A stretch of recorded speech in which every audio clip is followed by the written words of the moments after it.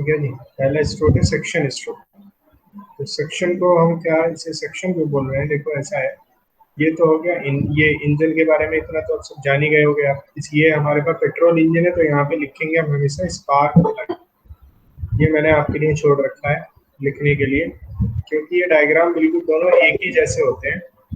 सीधा spark plug, दोनों diagram diesel और पेट्रोल का एक जैसे डायग्राम है, 4 स्ट्रोक वाले, 4 स्ट्रोक डीजल 4 स्ट्रोक पेट्रोल, दोनों एक डायग्राम है। बस अंतर इतना है कि यहाँ पे आपको अगर आपको अपनी तरफ से, बाकी तो सब लिखा हुआ है, यहाँ पे लिखना है जब पेट्रोल इंजन लिखो तो स्पार्क प्लग और डीजल इंजन लिखो तो फ्यूल इंजेक्टर। बस इतना सा अंतर आपको डायग्राम में बनाना है, बाकी तो सारे डायग्राम एक ही जैसे हैं दोनों के, ये ध्यान रखना है। हर उस पर लिखोगे स्पार्क प्लग, स्पार्क प्लग पूरा लिखोगे, मैं शॉर्टकट में लिख रहा हूँ, आप पूरा लिखोगे, एग्जामिनर को दिखना चाहिए हाँ ये जो है स्पार्क प्लग इसमें लिखा है, क्योंकि यही इसका मेन डिफरेंस है। अच्छा, ये हमारा इनलेट रहा, इनलेट मैनिफोल्ड से जुड़ गया, और यहाँ पे एक कार्बोरेटर हो गया। कार्बोरेटर जो है आपका एक ये इससे आपके फ्यूल टैंक से जुड़ गया, ये एयर से हमारा ओपन हो गया। तो कार्बोरेटर का काम मैं पहले बता चुका हूँ, कार्बोरेशन का काम है। कार्बोरेशन का मतलब appropriate mixture of fuel, fuel का मतलब petrol, appropriate mixture of fuel and ये एयर। तो एप्रोप्रिएट का मतलब स्टोआइसोमेट्रिक रेशियो जो है, एयर टू फ्यूल रेशियो हमने बात करी थी, एयर टू फ्यूल रेशियो हमारे पास 14.7:1 वाला जो है रहता है आइडियल कंडीशंस में, ठीक है, वो प्रिपेयर करेगा तो जिससे कि परफेक्टली यहाँ पे कंबशन हो सके। अब देखो यहाँ पे ऑलरेडी प्रिपेयर्ड आपका मिक्सचर है। अब आपने क्या करा, इनिशियली हम करते क्या है, आपने देखा होगा जब मैंने आपको डायग्राम दिखाया था वहां पे एक फ्लाई व्हील लगा होगा, फ्लाई व्हील में एक हैंडल लगा होगा जिसे पकड़ के हम उस इंजन को रोटेट कर सकते हैं। देखा था डायग्राम जो मैंने आपको दिया? तो सबसे पहला काम हमारा यही रहता है कि हम इंजन को जो है पहले स्ट्रोक में, दूसरे स्ट्रोक में, इन दोनों स्ट्रोक में हम इंजन को पहले खुद रोटेट करते हैं। या तो हम रोटेट करेंगे या फिर इसे हम बोलते हैं क्रैंकिंग, या फिर हम उसे बैटरी से रोटेट करवाते हैं। जैसे कि आप क्या करते हो, जैसे कि आप गाड़ियों में तो आपने देखा होगा, आप तो रोटेट करते नहीं हो, तो वहां पे क्या होता है, जब आप चाबी टर्न करते हो तो आपकी गाड़ी स्टार्ट हो जाती है। तो चाबी टर्न करने का मतलब हो गया, जब आपने चाबी को टर्न किया तो वो कनेक्ट होती है बैटरी से, और बैटरी क्या करेगी, तुरंत वहां पे उस इलेक्ट्रिक मोटर को स्टार्ट करेगी। इलेक्ट्रिक मोटर क्या करेगा, वहां पे खुद क्रैंकिंग करेगा पहले, ठीक है, पहले और दूसरे स्ट्रोक को कंप्लीट करेगा, सक्शन और कंप्रेशन, तब जाके तीसरे स्ट्रोक में आपकी गाड़ी स्टार्ट हो जाएगी। ठीक, तो इस तरह की सिचुएशन होती है। तो पहले हम पावर देते हैं टू द इंजन या टू द सिस्टम जो भी है। अब हमने क्या करा, हाथ पहले हम बिल्कुल लेमैन की तरह बात कर रहे हैं, हमने हाथ से हैंडल से पकड़ के पिस्टन को जो फ्लाई व्हील पे लगा हुआ है, और जो फ्लाई व्हील है हमारा end of the crank shaft installed होता है। आपने ध्यान दिया हो डायग्राम में अच्छे से, मैंने इसलिए पहले पार्ट्स को पूरा अच्छे से एलोबरेट किया है, ठीक है। तो वो किस पे इंस्टॉल होता है, क्रैंक शाफ्ट पे इंस्टॉल होता है। तो हमने जब क्रैंक शाफ्ट चलेगी तो कैम शाफ्ट भी चलेगी उसके हाफ स्पीड पे। देखा है नहीं आपने क्रैंक मैकेनिज्म का, तो कल मैंने वॉल मैकेनिज्म समझाया था। Yes sir. तो हमने हैंडल से पकड़ के उसे जो है चलाया, तो जैसे ही इनिशियली एज्यूम कर रहे हैं कि पिस्टन टीडीसी पे था, टॉप डेड सेंटर पे था पिस्टन, उसके बाद फिर जैसे यहाँ से यहाँ पे तुरंत मोशन हुआ, तो मैं आपसे पहले भी बात कर चुका हूँ, जहाँ पे स्पीड ज्यादा हो जाती है वहां पे प्रेशर थोड़ा सा कम हो जाता है। तो जैसे ही नीचे जाएगा वैसे ही हमने अरेंजमेंट कर रखा है कि जी यानी कि जो रोटेशन होगा जब यहाँ से यहाँ तक जाएगा तो ये जो है पूरी साफ्ट, ये जो क्रैंक है पूरी यहाँ पे आ जाएगी। देख रहे हो यहाँ पे, जब ये पिस्टन यहाँ पे हो तो पूरी यहाँ पे आ जाएगी, मीन्स पूरा 180 डिग्री रोटेट कर लेगी, पूरा 180 डिग्री मीन्स आधा चक्कर कंप्लीट हो जाएगा इसका, ठीक है। अब इसका आधा चक्कर कंप्लीट हो जाएगा जैसे ही ये यहाँ से लगभग 30 डिग्री सेंटीग्रेड पे रहा होगा, 30 डिग्री तो सेंटीग्रेड कह रहा हूँ, 30 डिग्री रोटेशन पे जब क्रैंक शाफ्ट होगी लग यहाँ पे आई होगी, तभी से इसका जो इनलेट वाल्व है ओपन होना शुरू होगा। कैसे ओपन होना शुरू हो गया होगा, क्योंकि जब हम क्रैंकिंग कर रहे हैं तो उसे क्रैंक रोटेट कर रही है, क्रैंक के जस्ट हाफ टाइम्स जो है कैम शाफ्ट रोटेट कर रही है, कैम शाफ्ट से फिर वो रोकर आर्म जो है ऊपर नीचे होगी, तो रोकर आर्म ने हमने सेट कर रखी है कितने एंगल पे क्या करना है उसका जो है, जब वो नीचे उसे प्रेस करना धीरे धीरे क्योंकि उसकी शेप जो है कैम की ऐसी होती है ना, तो वो बिल्कुल उस हिसाब से बनाई जाती है, एंगल के हिसाब से, जो ये पूरे एंगल के हिसाब से जो शेप बनाई जाती है। तो जैसे जैसे टर्न करेगा तो एंगल के हिसाब से धीरे धीरे धीरे धीरे वो इस वॉल्व को ओपन करता रहेगा। ठीक है, ये हमारी कैम शाफ्ट है, कैम शाफ्ट के ऊपर हमारे पास क्या हो गया, कैम हो गया। तो धीरे धीरे ओपन होता रहेगा ये इनलेट वॉल्व। और यहाँ पे जब ये तेजी से नीचे आ रहा है पिस्टन, तो अब जैसे जैसे नीचे आ रहा है, यहाँ पे आके मान के चलिए 179 डिग्री पे, क्योंकि यहाँ तो बीडीसी आते ही पूरा 180 डिग्री हो जाएगा, 179 डिग्री पे ये पूरा पूरा वाल्व ओपन। ठीक, जैसे ही 180 डिग्री पे आएगा, रोकर आर्म ऊपर हो जाएगी और पूरा वाल्व तुरंत आप देख रहे हो यहाँ पे ये वाल्व क्लोज हो जाएगा। यहाँ पे पूरा 180 डिग्री कंप्लीट कर लिया इसने, आधा चक्कर कंप्लीट कर लिया, तो ये वाल्व जो रोकर आर्म ऊपर और ये वाल्व क्लोज, यहाँ पे दोनों वाल्व क्लोज हो जाएंगे। ठीक है जी, दोनों वाल्व, ये तो रहेगा ही क्लोज इन एग्जॉस्ट वाल्व, ये तो अभी ओपन होगा ही नहीं। तो आप पूरे उसमें देखोगे पूरी साइकिल में एक बार इनलेट वाल्व ओपन होगा और एक बार एग्जॉस्ट वाल्व ओपन होगा, इन दोनों में ये दोनों वाल्व क्लोज रहेंगे। तो आप देख रहे हो जैसे जैसे नीचे आया, तो तुरंत जैसे ये पिस्टन नीचे आएगा, यहाँ पे वेलोसिटी तेज, वेलोसिटी ज्यादा होगी, वेलोसिटी ज्यादा होगी तो प्रेशर जो है क्या होगा, कम होगा, that is less than the atmospheric pressure, we can call it the vacuum. यहाँ पे जो है कार्बोरेटर में, यहाँ पे ये एटमॉस्फेरिक प्रेशर है और यहाँ पे pressure is less than the atmospheric pressure, that means this is a vacuum. And यहाँ पे एटमॉस्फेरिक प्रेशर तो क्या हो रहा है, ये पूरा रस आउट होके इस इनसाइड द सिलेंडर पूरे का पूरा जो ये फ्यूल है, this is we can call it the charge. Charge का मतलब हो गया एयर प्लस पेट्रोल का मिक्सचर, एयर प्लस पेट्रोल को हम बोलते हैं चार्ज। ये पूरा जो एप्रोप्रिएट मिक्सचर था चार्ज का, वो जो है इनलेट मैनिफोल्ड के थ्रू, क्योंकि इनलेट वाल्व खुल चुका है, वो पूरा 179 तक 30 डिग्री से स्टार्ट हुआ था खुलना, 179 तक कंप्लीट खुल चुका है। तो due to the pressure difference, ये जो पूरे का पूरा जो यहाँ पे फ्यूल था, ये रश आउट होके, because we know the fluid always flow from the higher pressure to the lower pressure, तो ये higher pressure से lower pressure में पूरे के पूरे इस वाले इसमें the charge is sucked by the cylinder due to the pressure difference। बताओ, इसलिए इसे बोलते हैं suction stroke, that's why we can call it the suction stroke। यहाँ तक की बात समझ में आएगी? अगर कोई बात करनी है बात करो, तो डिस्कशन। यस सर, आगे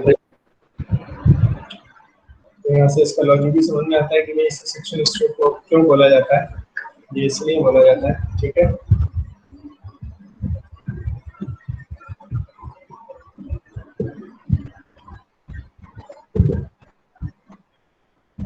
अब जो है, अब दूसरे स्ट्रोक की बात कर रहे हैं। दूसरे स्ट्रोक पे जैसे हम यहाँ पे पहुंचे, तो आप देख रहे हो जैसे 180 डिग्री इसने कंप्लीट किया, जैसे इसने 180 डिग्री, 180 डिग्री बोल देता हूँ, ये हमें कभी भी डिग्री कोई टेम्परेचर नहीं चल रहा, अभी यहाँ पे ये रोटेशन है, वो आदत है ना, डिग्री सेंटीग्रेड की बात आ जाती है। तो 180 डिग्री का मतलब रोटेशन, यहाँ पे ये क्रैंक शाफ्ट का रोटेशन, तो यहाँ पे पूरा आधा चक्कर कंप्लीट हो गया 180 डिग्री होते ही यहाँ का, इसका मतलब पिस्टन यहाँ पे पहुंचा। ठीक है जी, नीचे बीडीसी बॉटम टाइप, जैसे ये 180 डिग्री हुआ, रोकर आर्म इस वाल्व से हट गई, ऊपर उठ गई, तो ये जो है स्प्रिंग कैप जो है इसे वापस अपनी पोजीशन पे ले आएंगे और ये वाल्व क्लोज हो जाएगा। ये वाल्व ऑलरेडी क्लोज है। अब इसके अंदर जो चार्ज है इस वॉल्यूम के अंदर, अब ये पूरा एंट्रैप हो गया सारे के सारे, क्योंकि इनलेट वाल्व क्लोज है, आउटलेट वाल्व क्लोज, आउटलेट मतलब एग्जॉस्ट वाल्व क्लोज, तो ये पूरे का पूरा पिस्टन जब ऊपर चलेगा, अब आप देख रहे हो यहाँ पे ये वॉल्यूम कम होता जाएगा, इसका मतलब there is a compression of this charge. और लगभग यहाँ पे देखो, यहाँ पे फिर ये पूरा 180 डिग्री रोटेट करेगा, यानी कि पूरा एक चक्कर यहाँ तक कंप्लीट हो जाएगा, है ना। एक उसमें स्ट्रोक में 180 डिग्री मतलब आधा चक्कर चलता है, 2 स्ट्रोक का मतलब पूरा एक चक्कर चलेगा। तो यहाँ पे 360 डिग्री के आसपास जो है पूरा, यहाँ पे जब टीडीसी पे पहुंचेगा तो शाफ्ट जो है 360 डिग्री रोटेट कर लेगी, एक चक्कर कंप्लीट कर लेगी, 1 टर्न कंप्लीट 1 टर्न। तो 360 तक यहाँ पहुंचेगी, लगभग 350 डिग्री जो रोटेशन पे जब वो होगी, जब उसका क्रैंक शाफ्ट 350 डिग्री रोटेशन पे होगी, तब हमने क्या किया, ऊपर तो ये क्लियरेंस वॉल्यूम है, ये मैं आपसे पहले बता चुका हूँ, this is the clearance volume. ठीक है जी, अब ये वाले इसे टीडीसी तक पहुंचने से पहले इस वाले इस पोर्शन में अब उसके पास इतना कंप्लीट वॉल्यूम, तो अब उसमें काफी कंप्रेशन हो चुका है, कंप्रेशन की वजह से प्रेशर भी बढ़ा और टेम्परेचर भी बढ़ा। तो प्रेशर लगभग यहाँ पे इस जोन में जो प्रेशर है वो 12 बार का मतलब हो गया एक बार से का मतलब होता है, देखो पहले अगर हम प्रेशर की बात करें, 1 एटमॉस्फेरिक प्रेशर हमारे पास होता है 1.01325 इंटू 10⁵ न्यूटन, न्यूटन पर मीटर स्क्वायर, न्यूटन पर मीटर स्क्वायर। यानी कि आप इसे लिख सकते हो कि 1 एटमॉस्फेयर इज इक्वल टू 1.01325 बार, क्योंकि 1 बार कितना होता है, 10⁵ होता है। नहीं समझ में आई क्या बात? ये हो गया 1.01325 बार। याद आया भाई? 1 bar is equal to 10⁵ newton पर मीटर स्क्वायर। यानी कि आप देख रहे हो 1 एटमॉस्फेयर अप्रोक्सीमेटली 1 बार होता है, क्योंकि 1.01325 बार का मतलब अप्रोक्सीमेटली 1 बार। तो जब मैं ये बोल रहा हूँ ना कि 12 बार का मतलब हो गया कि एटमॉस्फेरिक प्रेशर से 12 गुना ज्यादा प्रेशर अंदर डेवलप हो चुका है और टेम्परेचर लगभग लगभग 300 डिग्री सेंटीग्रेड पहुंच चुका है। अब जब ये 350 डिग्री ये 350 डिग्री रोटेशन जब क्रैंक का हो चुका, ठीक है, शाफ्ट का हो चुका, तो उस टाइमर के हिसाब से, रोटेशन के हिसाब से टाइमर फिक्स होता है। इनलेट वाल्व आउटलेट वाल्व सारे रोटेशन के हिसाब से काम करते हैं, कितने रोटेशन पे कौन सा वाल्व खुलना है, कब तक खुलना है, कितने रोटेशन तक खुलना है। और वैसे ही स्पार्क प्लग भी टाइमर के साथ कनेक्ट होता है। टाइमर का मतलब हो गया रोटेशन के साथ टाइमर। तो जैसे ही वो देखेगा 350 डिग्री कंप्लीट हो गए, तो वो तुरंत टाइमर क्या काम करेगा, इस स्पार्क प्लग की बैटरी को ऑन कर देगा और तुरंत वो क्या होगा, वहां पे लाइटर की तरह स्पार्क जनरेट होगा। आप समझ रहे हो? यहाँ पे जो चार्ज है, देखो जो चार्ज है इस पोर्शन के अंदर, वो कंप्रेस्ड होकर उसका टेम्परेचर है 300 डिग्री सेंटीग्रेड। चार्ज का मतलब हो गया पेट्रोल प्लस एयर, दोनों कंप्रेस हो गए हैं और प्रेशर हो गया है 12 बार। वो बहुत ही माइन्यूट सा स्पार्क जनरेट हुआ, उसने इतनी स्ट्रॉन्ग प्रेशर वेव्स जनरेट करी विद हाई टेम्परेचर कि आप समझ सकते हो कि आपको कितनी भयंकर आवाज आती है जब इंजन स्टार्ट होता है। तो वो सारी की सारी हाई प्रेशर वेव्स हैं। और अब आप देख रहे हो, आपने स्पार्क जनरेट करा एज वेल एज ये 350 से ऊपर की तरफ पिस्टन, तो यहाँ तक जाना है टीडीसी तक, वो तो जाएगा ही जाएगा। तो आप देख रहे हो यहाँ पे कंबशन स्टार्ट होना शुरू हुआ और वो यहाँ पे गया, पिस्टन यहाँ पे गया, तो इसका मतलब पिस्टन यहाँ तक पहुंच गया। और जब ये वापस लगभग लगभग इसी जगह इसका ऊपर वाला पोर्शन आएगा, ऊपर वाला पोर्शन जब तक यहाँ तक आएगा, यहाँ तक आते आते पूरे का पूरा कंबशन कंप्लीट हो चुका होगा। इसका मतलब जब ये यहाँ तक पहुंचा, इस वाले पोर्शन में टीडीसी तक पहुंचा पिस्टन, तो यहाँ पे प्रेशर लगभग लगभग ये 40 बार तक बढ़ गया है और टेम्परेचर 2000 डिग्री सेंटीग्रेड के अप्रोक्सीमेट पहुंच चुका है। समझ पा रहे हो? 40 bar pressure and 2000 degree centigrade temperature. और जब ये वापस होके टीडीसी तक पहुंच के जब ये वापस यहीं पे आया, इतने ही उस पे, तो तब तक जो है पूरा कंबशन कंप्लीट हो गया और बहुत ज्यादा हाई प्रेशर वेव्स जनरेट हो चुकी हैं, जिनका प्रेशर जो है 40 बार है। तो वो प्रेशर वो जो एग्जॉस्ट गैसेज, जो बर्न्ड गैसेज हुई है कंबशन के थ्रू, वो क्या करेगी, very high force is applied, very high impulse is applied on the surface, top surface of the piston. तो वहां से जो है पिस्टन बहुत ही फास्टली नीचे मूव करेगा और जितनी फास्टली नीचे मूव करेगा उतना ही हमें यहाँ पे रोटेशनल पावर क्रैंकशाफ्ट से मिल जाएगी। और ये पावर इतनी ज्यादा एक्सेस में होगी, ये पावर क्या होगी, बहुत ज्यादा एक्सेस में होगी, जिसकी वजह से अब ये जब एक्सेस पावर यहाँ पे मिल गई, देखो इस वाले स्ट्रोक में हमने पावर दी, इस वाले स्ट्रोक में हमने पावर दी, लेकिन इस वाले स्ट्रोक में हमें पावर मिली, that is in the excess power. और ये बहुत ज्यादा एक्सेस पावर है, तो हमें कोई ऐसी चीज चाहिए जिसे हम इस एक्स्ट्रा पावर को स्टोर कर सकें। तो उसके लिए मैंने आपसे बताया था फ्लाई व्हील, एक मैंने डिवाइस आपसे बताई थी, we use a flywheel, है ना। तो फ्लाई व्हील क्या काम करता है, जितना ज्यादा बड़ा फ्लाई व्हील होगा वो उतनी ही ज्यादा एक्स्ट्रा एनर्जी को क्या करेगा, स्टोर कर लेगा एक्सिस वाली को। तो ये क्या करेगा, इस फ्लाई व्हील जो है बहुत तेजी से रोटेट करना शुरू हो जाएगा, वो एनर्जी उसके अंदर स्टोर रहेगी। अरे ये बताओ, यहाँ तक की बात समझ में आई क्या? जितनी मैंने आपको बात बताई। Hello, yes sir. अब आप देखो, इसमें एक चीज आप ध्यान दो, बड़ी इंपॉर्टेंट चीज है। मैंने कहा ये 350 डिग्री, ये तो पिस्टन तो भाई यहाँ तक जाता है टीडीसी तक, टीडीसी तक पहुंचने का मतलब है वो पूरा 360 डिग्री रोटेशन कंप्लीट कर लेगा, 2 चक्कर कंप्लीट कर लेगा, जो यहाँ पे पहुंच जाएगा वो। तो जब ये वापस ये यहाँ पे आएगा तब तक ये रोटेशन हो जाएगा यहाँ पे आने का भाई 360 प्लस ये tan का डिफरेंस है, तो ये 370 डिग्री रोटेशन यहाँ पे बढ़े ये हो जाएगा इसमें। ठीक है, ये 350 पे स्टार्ट हुआ और 370 पे रोटेशन पे ऑलमोस्ट कंबशन कंप्लीट हो चुका है। तो आप देख रहे हो ये जो वॉल्यूम था ये वाला ये वॉल्यूम जो था अप्रोक्सीमेटली तब था जब इसने कंबशन स्टार्ट होना शुरू हुआ, और इसी वॉल्यूम पे अप्रोक्सीमेटली कंबशन कंप्लीट हो गया।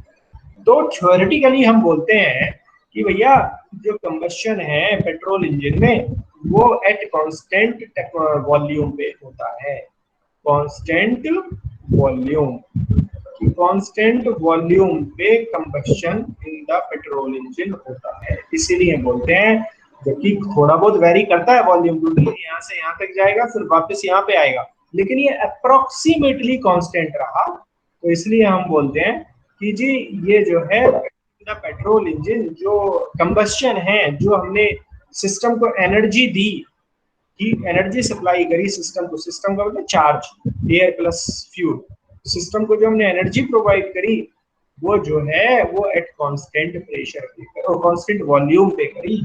इसीलिए जो हम बोलते हैं कि यहाँ पे प्रेशर ये जो है पेट्रोल इंजन में जो कंबशन होता है that would be taking place at the constant volume. ये बताओ, ये जो चीज मैंने आपको डिस्क्राइब की बहुत इंपॉर्टेंट चीज है, ये कंसेप्ट क्लियर होता है कि क्यों ये बोला जाता है कि पेट्रोल इंजन में जो कंबशन है, जो सिस्टम को हीट सप्लाई करी जाती है, कंबशन का मतलब we are supplying the heat to the system, तो वो कांस्टेंट वॉल्यूम पे करी जाती है। 100% कांस्टेंट नहीं होता लेकिन अप्रोक्सीमेट कांस्टेंट होता है। बताओ जी, क्योंकि इंपॉर्टेंट काम है इसलिए मैं रुक जाता हूँ जहाँ पे इंपॉर्टेंट बात हो जाती है कि आपके समझ में आया नहीं।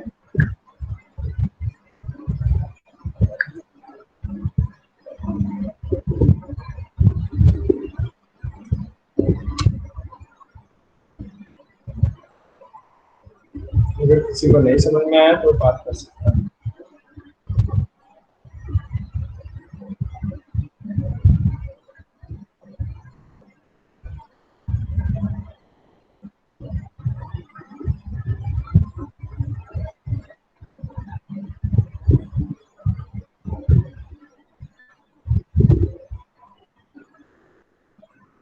क्या हुआ, ये भी नहीं समझ में आ रहा क्या? समझ में आया नहीं आया?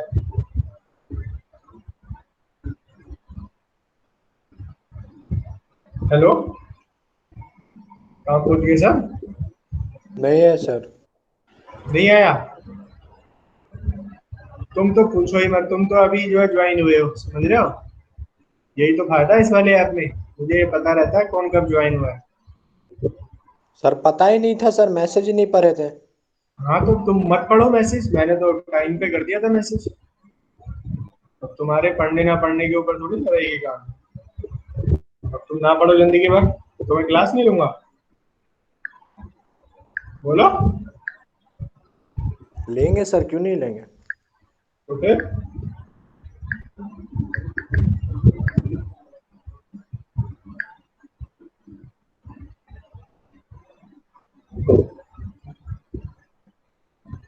बोलो भाई,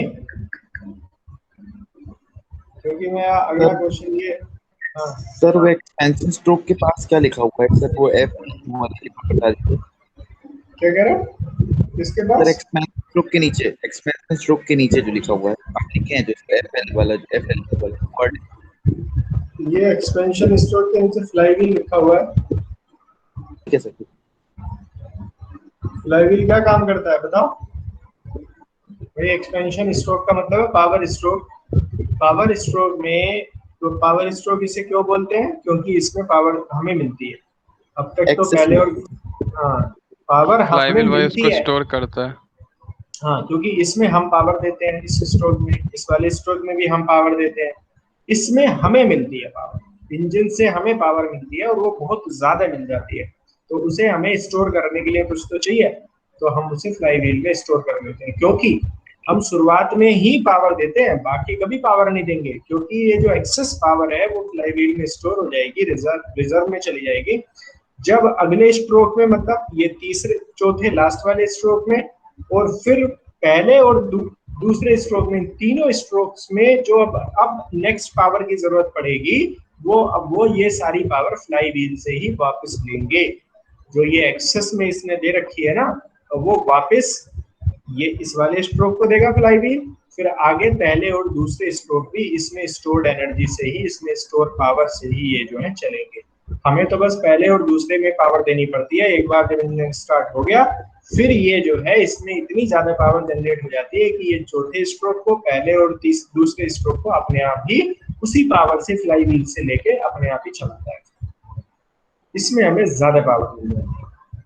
तो ये वाली बात बताओ कि ये कांस्टेंट वॉल्यूम पे इसका कंबशन हुआ, ये चीज समझ में आई नहीं आई, ये बताओ पहले तो। और यहाँ पे जो प्रेशर और टेम्परेचर है वो भी ध्यान रखना है। After the combustion there would be a generation of 40 bar high pressure waves are generated, जिसकी वजह से यहाँ पे ये पावर मिली। क्योंकि जितनी ज्यादा यहाँ पे प्रेशर की जो हमारी गैसेस हैं जनरेट होंगी आफ्टर द कंबशन, उतनी ही ज्यादा हमें यहाँ पे पावर मिलेगी इस वाले स्ट्रोक में। ठीक है, यस सर। अब जैसे कि अब ये नीचे आएगा तो ये वॉल्यूम देखिए बढ़ता चला गया, वॉल्यूम बढ़ता चला गया। तो वॉल्यूम के बढ़ने को हम बोलते हैं एक्सपेंशन। वॉल्यूम के कम होने को, देखो इस वाले स्ट्रोक में वॉल्यूम कम हो रहा था तो हम बोलते थे कंप्रेशन। तो यहाँ पे वॉल्यूम बढ़ता चला जा रहा है इसका, तो हम बोल रहे हैं एक्सपेंशन स्ट्रोक, इसलिए हम इसे एक्सपेंशन स्ट्रोक भी बोलते हैं। इस वाले स्ट्रोक में क्योंकि वी गेट द पावर तो इसलिए इसे पावर स्ट्रोक भी बोलते हैं। ठीक है, और भैया अब जो है यहाँ तक आते आते बीडीसी तक जब ये आ जाएगा तो ये कितने चक्कर कंप्लीट कर लेगा? 1.5 पूरा इसने यहाँ से यहाँ तक 180 डिग्री रोटेशन कंप्लीट कर लिया। 2 चक्कर, एक चक्कर तो ये हो गया था, आधा चक्कर ये हो गया, तो 1.5 चक्कर यहाँ पे कंप्लीट हो गया। और ये आ जाएगा 540 डिग्री रोटेशन पे, यहाँ पे आ जाएगा। यहाँ का मतलब है 540 डिग्री रोटेशन। ठीक है, क्रैंकशाफ्ट कितनी रोटेट कर ली? 540, 180, 180, 180। ठीक है, एक टीडीसी से बीडीसी या बीडीसी से टीडीसी पे आधा चक्कर, यानी कि 180 डिग्री रोटेट करती है, तो 540 यहाँ पे रोटेशन हो गया। जैसे ही 540 डिग्री पे रोटेशन पे हमारा टाइमर के हिसाब से ये वाला कैम इस तरह, दूसरा वाला कैम, एग्जॉस्ट वाला कैम इस तरह से सेलेक्ट होता है कि ये क्या करेगा, ये जो है ओपन होना शुरू हो जाएगा। मीन्स ये जो पुश रोड है वो ऊपर उठेगी और रोटर आर्म उसे नीचे इसे प्रेस करेगी और ये वाला वाल्व ओपन हो जाएगा। और जब ये नीचे आएगा तो लगभग इस जो इसका जो वॉल्यूम है, इसका जो प्रेशर है, इस पूरे के पूरे वॉल्यूम का, यहाँ पे एग्जॉस्ट गैसेस जो भरी हुई थी उसका प्रेशर लगभग 3 बार के आसपास हो जाएगा जब ये वॉल्यूम इतना ज्यादा बढ़ जाएगा। तो जैसे ही ये 540 कंप्लीट हुआ वैसे ही एग्जॉस्ट वाल्व जो है ये ओपन हो जाएगा। तो आप देख रहे हो ये पूरा वॉल्यूम और ये ओपन वाला वॉल्यूम, तो ये काफी बड़ा वॉल्यूम जो है। यहाँ पे तो 1 बार प्रेशर है, एटमॉस्फेरिक प्रेशर का मतलब 1 बार, और यहाँ पे 3 bar, due to the pressure difference maximum burned gases would be rush out from the cylinder. ठीक है, अब ये तो प्रेशर डिफरेंस की वजह से तो वैसे ही बाहर सारी चली जाएंगी, और लेकिन ये देख रहे हो एग्जॉस्ट जो हो रहा है इन बर्न्ड गैसेस का, एग्जॉस्ट गैसेस का एग्जॉस्ट होना मतलब फ्रॉम द सिलेंडर से बाहर जाना, ये इतने बड़े वॉल्यूम में हो रहा है। ये वाला वॉल्यूम और ये पूरा वाल्व ओपन हो गया, कंप्लीट वॉल्यूम। तो ये वॉल्यूम यहाँ पे बहुत ज्यादा होता है, बहुत ही ज्यादा हाई होता है वॉल्यूम जो है। यहाँ पे कितना हो गया? अब जब कोई चीज बहुत ज्यादा होती है तो उसे हम क्या ले लेते हैं? कांस्टेंट ले लेते हैं, P इज द कांस्टेंट। तो यहाँ पे जो एग्जॉस्ट गैसेस बाहर निकलती है सिस्टम से, सिलेंडर से, वो कांस्टेंट वॉल्यूम पे निकल रही हैं, क्योंकि वॉल्यूम बहुत ज्यादा बड़ा है। एक तो ये वाला वॉल्यूम और ऊपर से ये वाला वॉल्व भी ओपन हो गया, ये वाला बार वाला वॉल्यूम भी हमने सिलेक्ट कर लिया, तो वॉल्यूम इज वेरी लार्ज। तो एट वेरी हाई वॉल्यूम का मतलब हो गया at the constant volume exhaust gases are rushing out from the cylinder to the atmosphere due to the pressure difference. अब जो थोड़ी बहुत बच गई यहाँ पे गैसेस, तो वो क्या हो जाएंगी? The piston would sweep these burned gases when it move from BDC to TDC। तो बड़ा ही सही बच्चे जो है पूरा पिस्टन जो है इसे स्वीप कर लेगा यहाँ से लेके यहाँ तक, और वापस वही अपने बैक पे पहुंच जाएगा TDC पे। फिर स्टार्ट शुरुआत से फिर यही पूरी साइकिल स्टार्ट हो जाएगी। तो इस तरह से जो है हमारा ये पूरे का पूरा साइकिल स्टार्ट होता है, तो ये पूरे के पूरी कंप्लीट साइकिल हो जाती है। और जैसे ही पिस्टन ये BDC से TDC पे जाएगा फिर 180 डिग्री टर्न करेगा, तो ये 720 डिग्री रोटेशन हो जाता है। 720 डिग्री रोटेशन का मतलब जो क्रैंक शैफ्ट है वो कितनी बार रोटेट करी? 2 बार रोटेट करेगी। पूरी की पूरी साइकिल में क्रैंक जो है 2 बार रोटेट करेगी और पिस्टन जो है 4 बार टीडीसी से बीडीसी पे जाएगा। एक बार टीडीसी से बीडीसी जाने पे आधा चक्कर कंप्लीट हो जाता है, 180 डिग्री का रोटेशन हो जाता है। तो इस तरह से इन द 4 स्ट्रोक पेट्रोल या as well as diesel engine में भी ये सेम होता है कि 4 स्ट्रोक में क्रैंक शाफ्ट जो है 2 बार रोटेट करता है। बोलो सर इसको एग्जॉस्ट स्ट्रोक क्यों कहते हैं?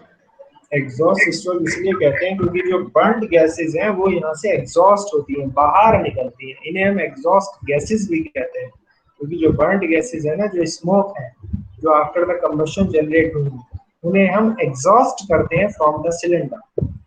उन्हें हम क्या करते हैं? एग्जॉस्ट का मतलब आउट फ्रॉम द सिलेंडर, इसलिए हम इसे बोलते हैं एग्जॉस्ट स्ट्रोक।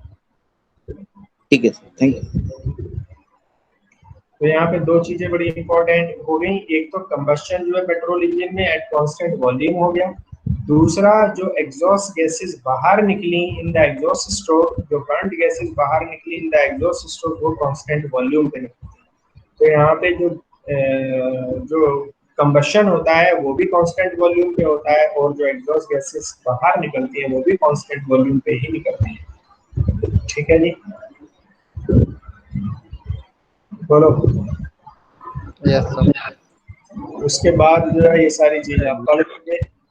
इसमें जितना भी है ये सारी कहानी जो है लिखी हुई है। और लास्ट में ये जो है बहुत इंपॉर्टेंट है कि petrol engine works on the auto cycle. ये आपको ऑब्जेक्टिव पॉइंट से पूछा जा सकता है।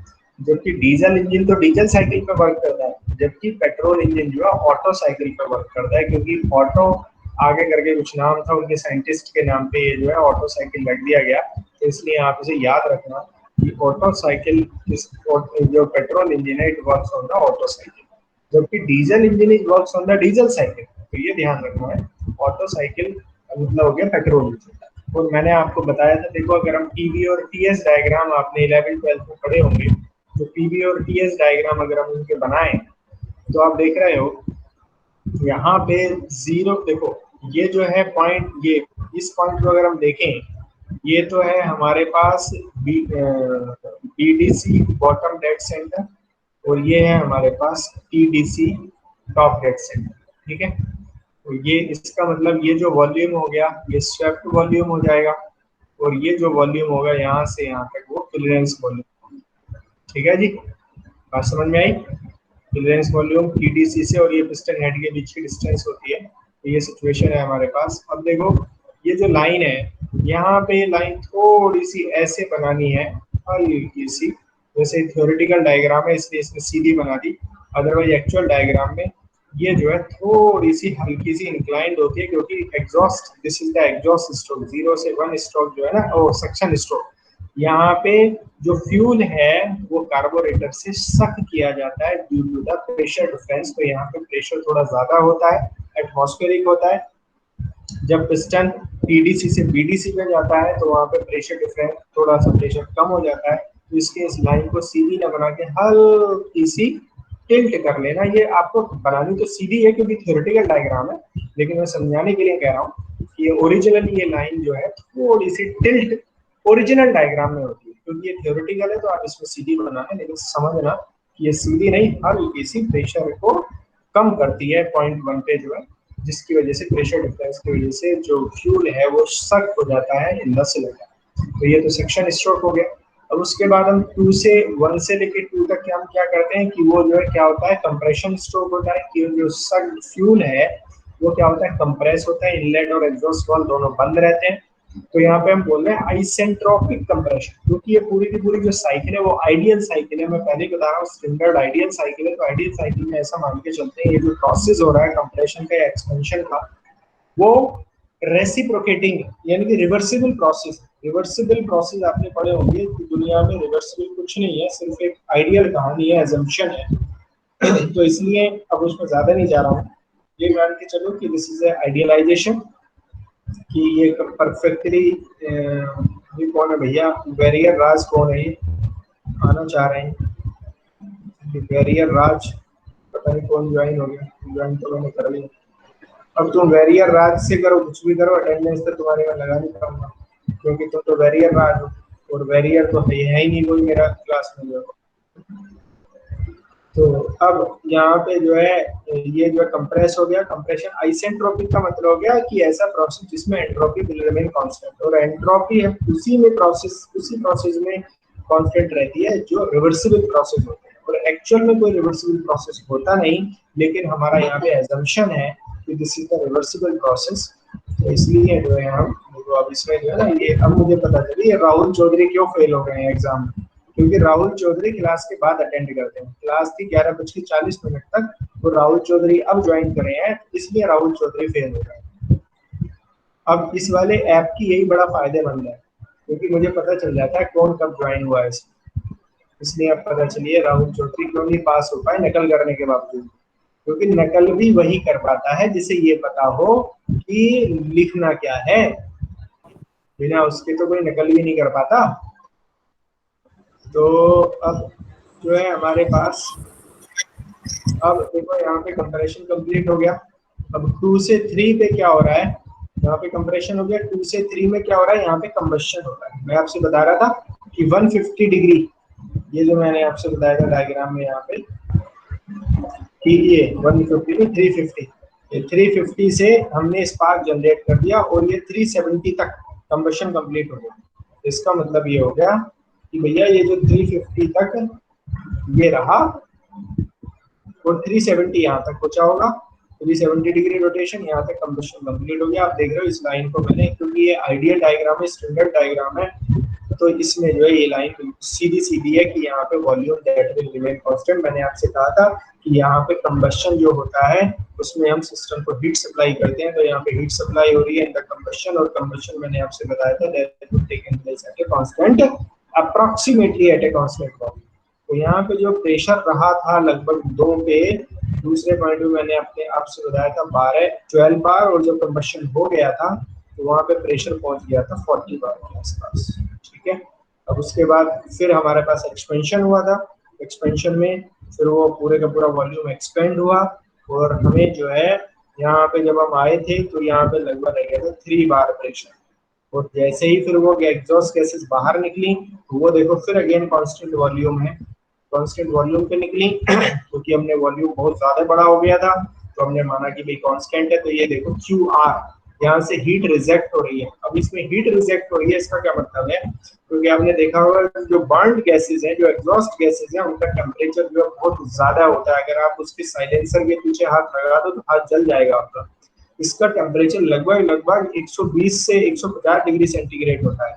तो इसे हम कहते हैं कि भैया यहाँ तो हमने हीट दी, यहाँ पे जो टेम्परेचर था इनका 2000 डिग्री सेंटीग्रेड था, और ये यहाँ पे रह गया 120 डिग्री सेंटीग्रेड, तो यहाँ तो हमने हीट सप्लाई करी, और यहाँ पे जो एग्जॉस्ट गैसेस जो बाहर निकली, तो हम कह रहे हैं भैया हीट जो है यहाँ से रिजेक्ट। ये पूरी की पूरी साइकिल जो है कंप्लीट हो गई आपकी, फिर ये वापस 1 पे आ गया। ठीक है, फिर अगेन ये साइकिल पूरी की पूरी चलेगी। ठीक है, बात समझ में आई? Hello, Yes, sir. अब ये 1 मिनट का रह गया टीएस डायग्राम। आपसे पहले मैं अगले वाले उसमें पहले पीवी डायग्राम पूछूंगा, फिर टीएस डायग्राम में खुद बताऊंगा, तो ये बड़ा इंपॉर्टेंट डायग्राम है। अगले वाले लेक्चर में हम पहले इनके बारे में बात करेंगे, उसके बाद फिर डीजल साइकिल की बात करेंगे। ठीक है, तो 1 सेकेंड में आपकी अटेंडेंस ले लेता हूँ, उसके बाद हम बात करेंगे, क्योंकि ये वाली अटेंडेंस इसी तरह से देनी पड़ेगी। राज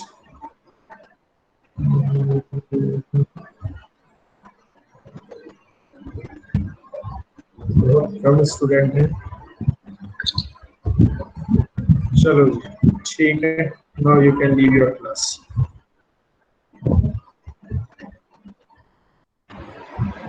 ओके जी भैया।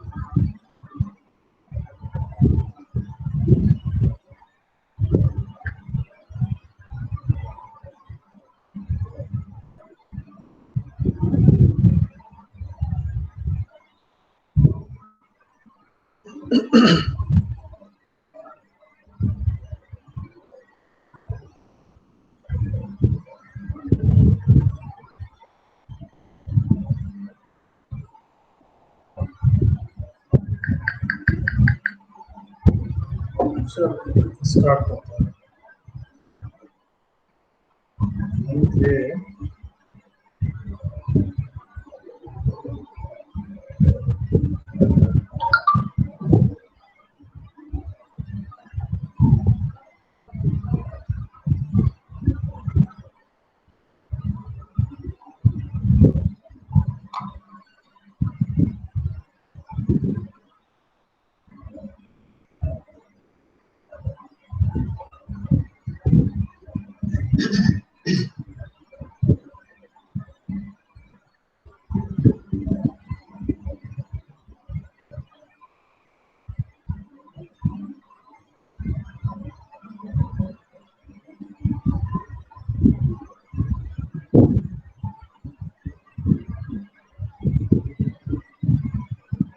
हाँ जी, दिखाई दिया आपको?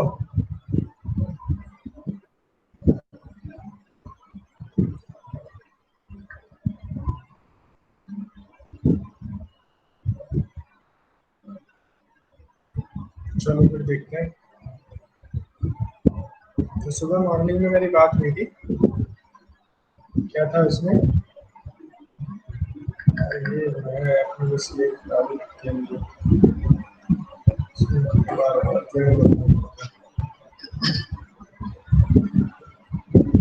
पता नहीं मेरा टीम ऐप काम ही नहीं कर रहा आज, सुबह से ही काम कर रहा है।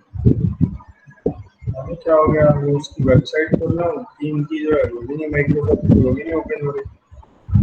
सर मैम ने तो आज मीटिंग शेड्यूल किया है। हाँ यार, मेरा ही नहीं हो रहा, बाकी सबने हो रहा है सबका। पता नहीं क्या हो गया। मैंने ऐसा इंस्टॉल करके इंस्टॉल कर रहा हूँ तो वो माइक्रोसॉफ्ट की जो है वो साइट ही नहीं ओपन हो रही। अब इंस्टॉल भी कहाँ से होगा? मैंने उसे अनइंस्टॉल कर दिया। मैंने सोचा इसे अनइंस्टॉल करके इंस्टॉल दोबारा करूँगा, फिर दोबारा लॉगिन आईडी पासवर्ड डालूंगा। अब वो डाउनलोड ही नहीं हो रहा, वो साइट ही नहीं खुल रही। मुझे लग रहा है मुझे इन्होंने ब्लॉक कर दिया टीम वालों ने, माइक्रोसॉफ्ट।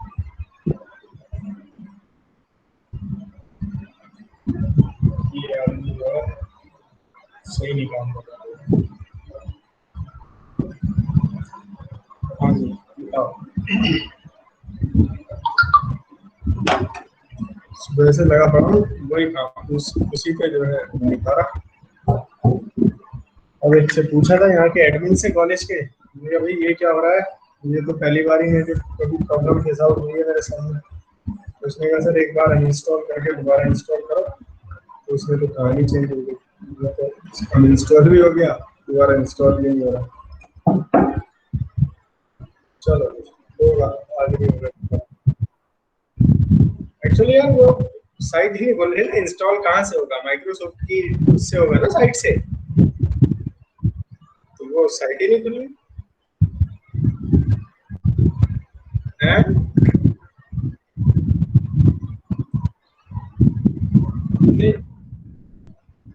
गूगल पे भी जो मिलेगा तो वही साइट से ही जाके ना। तो भाई आप जो है कुछ भी करोगे, डालोगे तो यही पे माइक्रोसॉफ्ट टीम डाउनलोड, वो डाल रहा हूँ तो डाउनलोड ही नहीं हो रहा। आवाज आ रही है ना? 0 to 1 का मतलब हो गया सेक्शन स्टोर। तो इसमें सेक्शन स्टोर में आप क्या करते हैं? सेक्शन स्टोर में हम जो करते थे कि भैया यहाँ पे ये क्योंकि आइडियल है इसलिए लाइन मैंने सीधी खींच दी, अदरवाइज तो ये थोड़ी इस लाइन ऊपर होके ऐसे थोड़ी होनी चाहिए थी, क्योंकि प्रेशर जो है थोड़ा सा कम हो जाता है। यहाँ पे 1 एटमॉस्फेयर रहता है, यहाँ पे लेस देन 1 एटमॉस्फेयर। तो यहाँ पे ऑटोमेटिकली अपने आप जो फ्यूल है that is sucked by the cylinder into pressure difference. 1 से लेके 2 तक ये कंप्रेशन हुआ, तो कंप्रेशन में प्रेशर भी बढ़ जाता है, टेम्परेचर भी बढ़ जाता है, तो प्रेशर बढ़ के यहाँ पे 12 बार हो गया। और उसके बाद यहाँ पे कंबशन हुआ। कंबशन में मैंने बताया था आपको पेट्रोल इंजन में जो कंबशन होगा that will be at the constant volume. तो कांस्टेंट वॉल्यूम में एक कंबशन हो गया जिसमें हमने क्यू एंड हीट सप्लाई करी due to the burning of the fuel due to the combustion of the fuel. उसके बाद क्या हुआ, जैसे कंबशन कंप्लीट हुआ तो इन हाई प्रेशर वेव्स ने जो है जो कंबशन के यहाँ तक ऊपर जो प्रेशर होगा वो 40 बार होगा। इन हाई प्रेशर वेव्स ने पिस्टन को बहुत स्ट्रांगली नीचे इम्पल्स उसमें लगाया, तो नीचे बहुत तेजी से नीचे गया, तो वहाँ पे एक्सपेंशन हुआ और यहाँ पे जो है 3 बार के आसपास प्रेशर पे जाएगा। उसके बाद फिर ये एग्जॉस्ट गैसेस बाहर निकल गई जिनका टेम्परेचर लगभग 120 से 150 डिग्री सेंटीग्रेड के आसपास होता है, तभी यहाँ से हीट जो है रिजेक्ट हुई in the with along with the exhaust gases burnt gases। तो फिर जो है एक प्रेशर डिफरेंस की वजह से एक तो सारी गैसेस बाहर चली गई सिलेंडर से, दूसरा ये सिलेंडर जो है जब बीडीसी से टीडीसी तक जाएगा तो सारी के सारी बर्न गैसेस को स्वीप करते हुए जो भी रह जाएंगे उन्हें जो है सारे के सारे स्वीप करके बाहर निकाल देंगे। तो ये जो हुआ process that would B at the constant volume, क्योंकि हम मान के चलते हैं वॉल्यूम जो है इसमें काफी बड़ा हो जाएगा, पूरे सिलेंडर का वॉल्यूम, और फिर वो सेक्शन वाल्व ये आउटलेट वाल्व भी ओपन हो जाएगा, तो वॉल्यूम कम हो गया, काफी बड़ा वॉल्यूम हो गया, एटमॉस्फेयर में इंक्लूड हो गया। दैट मींस वी कैन से जो एग्जॉस्ट गैसेस हैं that will rush out at constant volume. तो प्रोसेस हो गया। टीएस डायग्राम अगर हम देखें तो टीएस डायग्राम में ये टेम्परेचर हो गया और ये एंट्रोपी हो गई। तो इस डायग्राम में हम क्या करते हैं, देखो इसमें सेक्शन स्ट्रोक नहीं दिखाया जा सकता क्योंकि इसमें प्रेशर तो है नहीं कहीं भी, तो इसलिए यहाँ पे सेक्शन स्ट्रोक दिखाया नहीं जा सकता। तो इसमें डायरेक्टली हम 1 से 2 वाले प्रोसेस पे चल रहे हैं। तो 1 to 2 प्रोसेस में इस डायरेक्शन में मूव किया, तो आप देखो यहाँ पे दिस इज द कंप्रेशन, यहाँ पे जो है कंप्रेशन हो गया, जो चार्ज का जो अंदर जो फ्यूल एयर फ्यूल मिक्सचर था 1 से लेकर 2 तक कंप्रेशन, यहाँ पे कंप्रेशन है। कंप्रेशन का मतलब मैंने आपसे बताया था रिवर्सिबल प्रोसेस आइसेंट्रोपिक है। आइसेंट्रोपिक का मतलब ये प्योरली रिवर्सिबल होगा, आइसेंट्रोपिक का मतलब होता है एंट्रोपी विल रिमेन कांस्टेंट। तो आप देख रहे हो इस पूरे प्रोसेस में एंट्रोपी कैसी रही है, कांस्टेंट रही है। और कंप्रेशन में आप जानते हो प्रेशर और टेम्परेचर दोनों बढ़ते हैं, तो इसलिए यहाँ पे देखो यहाँ पे कांस्टेंट एंट्रोपी के साथ रहते हुए ये टेम्परेचर बढ़ गया है। और पॉइंट 2 पे जो टेम्परेचर था वो देखो प्रेशर तो 12 बार था और टेम्परेचर मैंने बोला था आपको 300 डिग्री सेंटीग्रेड। और फिर आप देखो जो टीएस डायग्राम में क्या होता है, टीएस डायग्राम में एक तो जो प्रेशर लाइंस होती हैं वो ऐसे करके दिखाई जाती हैं, इनका जो स्लोप होता है वो कम होता है, और जो वॉल्यूम वाली लाइन दिखाई जाती है वो ऐसे करके दिखाई जाती है, volume is equal to constant and pressure is equal to constant. दो लाइनें दिखाई जाती हैं टीएस डायग्राम में। वॉल्यूम वाली लाइन का स्लोप थोड़ा ज्यादा होता है और प्रेशर वाली लाइन का स्लोप थोड़ा सा कम होता है। तो ये हमारी कांस्टेंट वाली वॉल्यूम, कांस्टेंट वॉल्यूम पे ये वाला जो है प्रोसेस कांस्टेंट वॉल्यूम का है, ये वाला प्रोसेस कांस्टेंट वॉल्यूम का है, और ये आइसेंट्रोपिक है। तो आप देखो कंप्रेशन के बाद क्या हुआ, कंबशन। कंबशन कैसा होगा, कांस्टेंट वॉल्यूम वाली लाइन होगी। तो इसमें ये जो है 2 से 3 जो है ये क्यू सप्लाइड, जो जिसे हम क्यूएस बोल रहे हैं, दिस इज द क्यूएस, इसमें क्यू सप्लाई हुई ड्यूरिंग द कंबशन। कंबशन यहाँ पे हुआ गया है टीएस डायग्राम में 2 से 3, और यहाँ पे जो हुआ था ये कांस्टेंट वॉल्यूम में, तो यहाँ कांस्टेंट वॉल्यूम ऐसे दिखाई जा रही है टीएस डायग्राम में। तो और 3 to 4 में क्या हुआ, 3 to 4 जो है फिर वही देखो isentropic, entropy will remain constant, तो ये भी रिवर्सिबल प्रोसेस है, तो यहाँ पे ये डाउनवर्ड इसका एरो रहेगा। तो आइसेंट्रोपिक एक्सपेंशन होगा, एक्सपेंशन का मतलब जब एक्सपेंशन होगा तो वहाँ पे टेम्परेचर रिड्यूस होगा, जब आप वॉल्यूम को बढ़ाओगे तो प्रेशर डिक्रीज होगा और टेम्परेचर भी डिक्रीज होगा, ठीक है। तो जो है चलो ठीक है, इसे मैं इंस्टॉल कर लूँगा। ये जो है 3 ऐप की जो तुमने दी है ये से उससे करके देखते हैं, ठीक है। अच्छा अब हम आए तो क्या करा हमने, यहाँ से 3 to 4 में क्या हो गया, एक्सपेंशन हो गया। एक्सपेंशन का 3 to 4 देखो ये है ना, 3 to 4 एक्सपेंशन। आइसेंट्रोपिक है, आइसेंट्रोपिक का मतलब entropy will remain constant. Expansion कैसे पता चलेगा, तो एक्सपेंशन होगा तो वॉल्यूम बढ़ेगा, तो वॉल्यूम तो दिखाई नहीं देगा यहाँ पे बढ़ा हुआ क्योंकि टीएस डायग्राम है। तो वॉल्यूम बढ़ने में क्या होता है, टेम्परेचर रिड्यूस होता है और प्रेशर भी रिड्यूस होता है। तो प्रेशर तो दिखाई नहीं देगा, टेम्परेचर दिखाई देगा। तो टेम्परेचर रिड्यूस हो गया, तो ये टेम्परेचर लगभग रिड्यूस होकर कितना पहुंच जाएगा, 150 डिग्री सेंटीग्रेड तक पहुंच जाएगा। कितना कम हो जाएगा ये भी नहीं देखो, ठीक है। क्योंकि इसके चारों तरफ वाटर जैकेट भी होती है, मैंने आपको बताया था, तो फ्यूल्स भी लगी होती है, तो जिसकी हेल्प से वो टेम्परेचर जो है बहुत जल्दी रिड्यूस होता है। 4 to 1 ये वाला प्रोसेस हो गया। 4 to 1 में जो गैसेस है, बर्न गैसेस को एग्जॉस्ट वो बाहर जाएंगी, ये हम एग्जॉस्ट सोर्सेस भी बोलते हैं, बर्न गैसेस भी बोलते हैं। ये सारी की सारी gases that will go outside from the cylinder. तो तो यहाँ पे आप देखिए ऑटोमेटिकली, क्योंकि यहाँ पे जो प्रेशर था 3 बार था, तो बाहर एटमॉस्फेरिक प्रेशर यानी कि 1 बार के आसपास है, तो ये due to the pressure difference at constant volume ये सारी गैसेस जो है बाहर चली जाएंगी कांस्टेंट वॉल्यूम। तो ये लाइन है यही रही कांस्टेंट वॉल्यूम वाली लाइन, मैंने आपसे बताया था। ये और ये लाइन अप्रोक्सीमेटली दोनों पैरेलल ही होती है, अप्रोक्सीमेटली क्या होती है, पैरेलल है, जो मैंने बनाने में थोड़ी सी गड़बड़ हो गई है, ये दोनों लाइनें पैरेलल ही होती है। तो ये जो है वापस फिर यहाँ पे पॉइंट बनते आगे, फिर अगेन ये वाली साइड कंप्लीट हो जाएगी। तो इस तरह से हमने जो है टीवी एंड टीएस डायग्राम दोनों बना दिए। तो ये ध्यान रखना है तो अब इसका एप्लीकेशन, तो पेट्रोल इंजन का सिंपल सा एप्लीकेशन है, that is used in the light vehicles में जो मतलब लाइट ड्यूटी, एक तो हैवी ड्यूटी व्हीकल्स होते हैं और एक होते हैं light duty vehicles. Light duty vehicles, तो लाइट ड्यूटी व्हीकल्स का मतलब थोड़ा लाइट से होते हैं। लाइट का होता है कार, ये जो है, और मोटरसाइकिल, स्कूटर, ये इस तरह से जो भी लाइट से हमारे जो व्हीकल्स होते हैं। एक हैवी ड्यूटी व्हीकल्स है, जैसे ट्रक हो गया, ट्रैक्टर हो गया, टैंक हो गया, बुलडोजर हो गया, ये हैवी ड्यूटी व्हीकल्स है। तो बाकी ये सिंपल से जो आपको दिखाई देते हैं लाइट ड्यूटी व्हीकल्स होते हैं। तो लाइट ड्यूटी व्हीकल्स में वीआरवी यूज का पेट्रोल, जबकि हैवी ड्यूटी में, हैवी ड्यूटी वाले में उसका मतलब वहाँ पे हमें पावर की ज्यादा जरूरत है। तो पावर जब ज्यादा पावर आती, पावर देता है डीजल, तो वहाँ पे इसलिए मैंने जो है डीजल इंजन को उसको जो है यूज किया जाता है। आगे हम बात करते हैं 4 स्ट्रोक डीजल इंजन, या इसे याद रखना है, this is also called by compression engine. जब पेपर जो ऑब्जेक्टिव पॉइंट ऑफ व्यू बन जाता है, तो इन वर्ड्स का बड़ा इंपॉर्टेंस होती है, इनके जो है ऑब्जेक्टिव बन जाता है कि कंप्रेशन इग्निशन, स्पार्क इग्निशन। ये ध्यान देने की बात है, ये काफी इसमें कंफ्यूजिंग वर्ड है कंप्रेशन इग्निशन, जिसे इसकी डिटेल में पता होगा कि डीजल इंजन कैसे काम करता है, तो वो इसके याद आराम से रह जाएगा कि भैया डीजल इंजन की वर्किंग जो है कंप्रेशन की वजह से होती है। That's why we can call it compression ignition. इसमें जो इग्निशन होता है, इग्निशन का मतलब है कंबस्शन। तो कंबस्शन जो होता है, combustion of the fuel, combustion of the diesel जो होता है, वो इग्निशन, वो कंप्रेशन की वजह से होता है। कैसे होता है अभी हम उसको देख लेंगे कैसे कंबस्शन की वजह से हो रहा है। तो इसमें स्टार्ट करते हैं। इसमें जो है सारी चीजें जो है जितनी भी हैं वो एकदम फर्स्ट क्लास वैसी ही है जैसे हमने जो है पेट्रोल इंजन में, पेट्रोल इंजन में सारी चीजों से फर्क यही रहेगा कि भैया इसमें पेट्रोल इंजन में कार्बोरेटर से, ये ध्यान देने की बात है, बहुत इंपॉर्टेंट, कार्बोरेटर का यूज करते थे। कार्बोरेटर की फंक्शन क्या होती है, कोई बताएगा? किसके सर?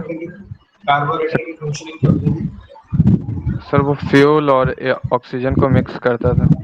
हाँ, मतलब यार अपनी कार्बोरेशन प्रोसेस से बोलते हैं, very appropriate mixture of fuel and petrol.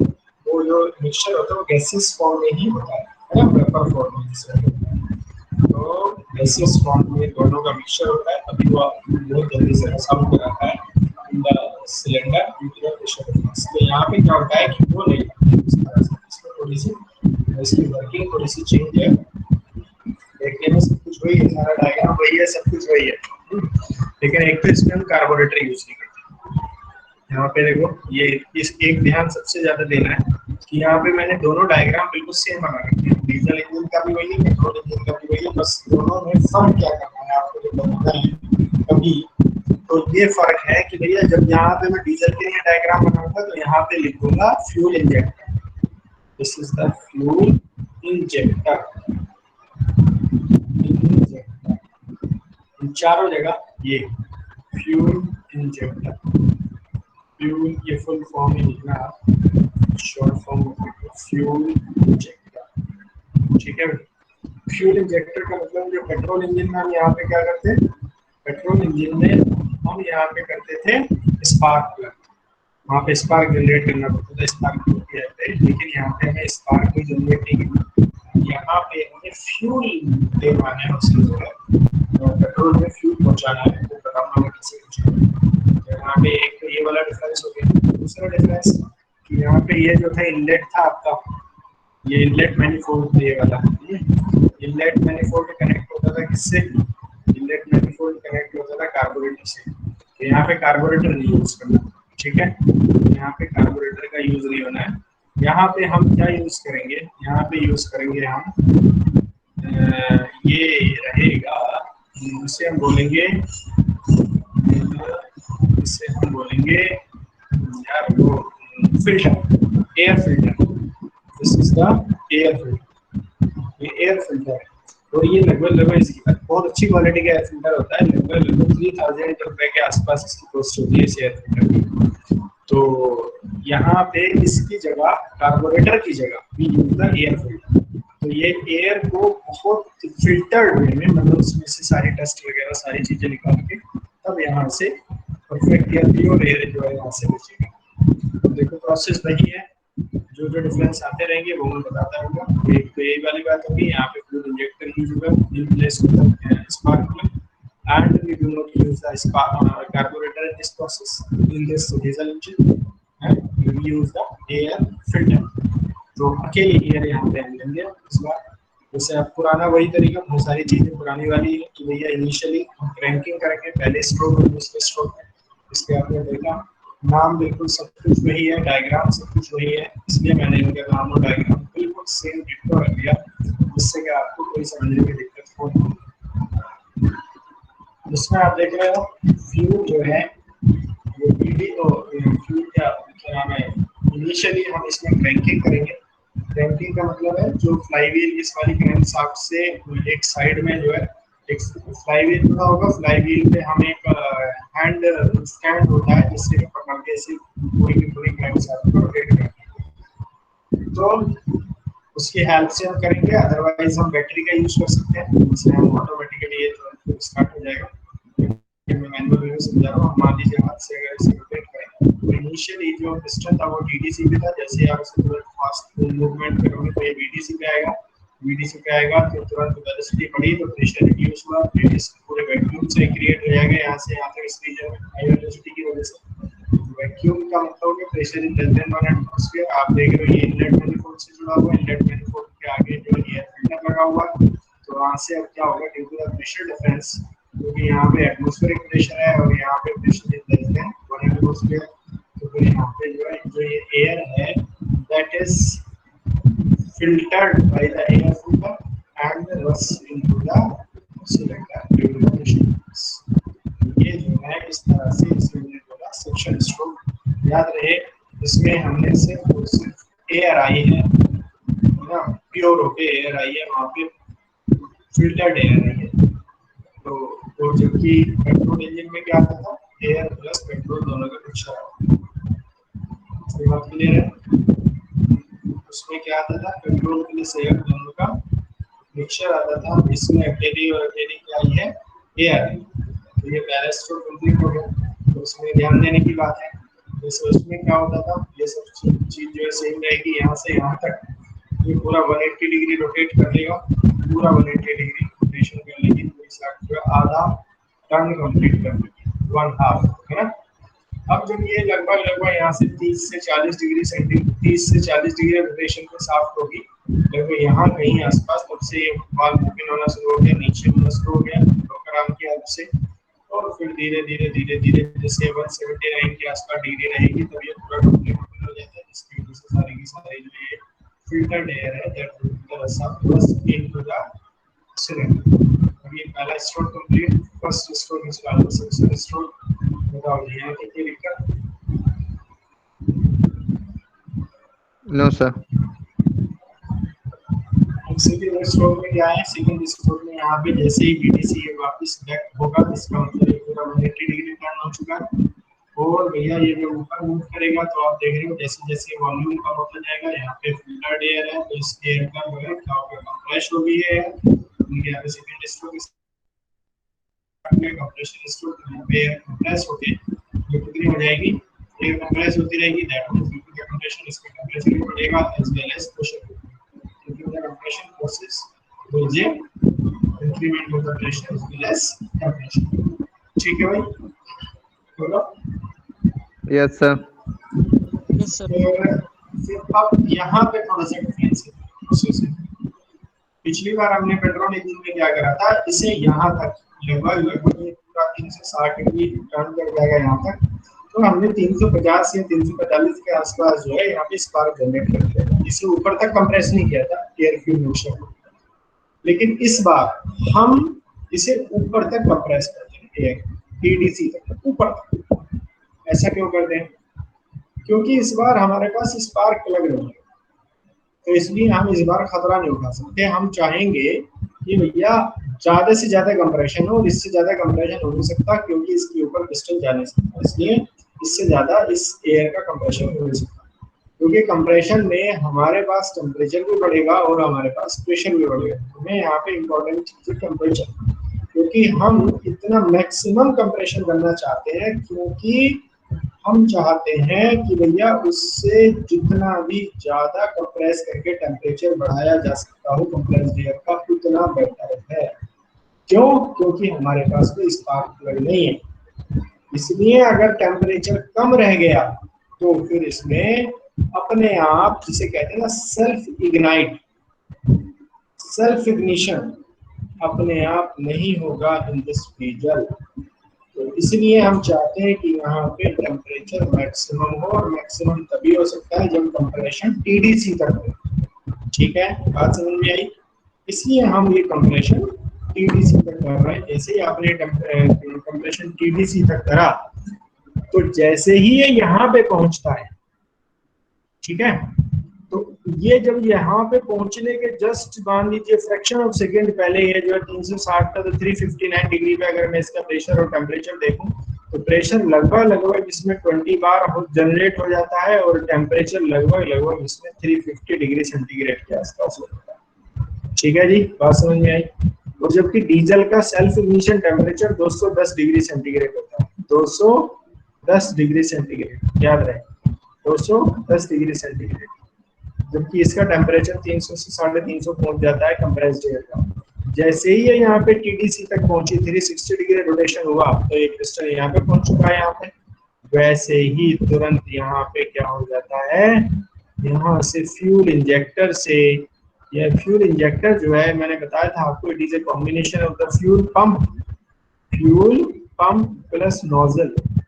Fuel pump plus nozzle. Fuel pump क्या काम करता है?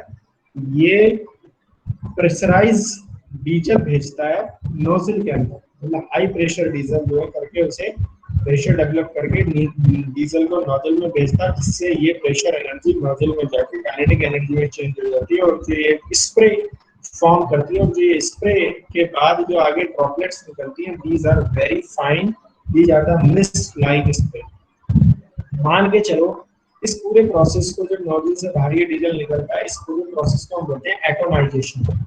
एटोमाइजेशन इसलिए बोलते हैं क्योंकि देखो यहाँ पे ये एटम का मतलब हो गया कि भैया ये जो ड्रॉपलेट्स जो बाहर निकलेंगी इस नोजल से डीजल की, वो that would be like as a size of the atom, इतनी छोटी होनी चाहिए सब कि वो एटम के साइज की बराबर होनी चाहिए।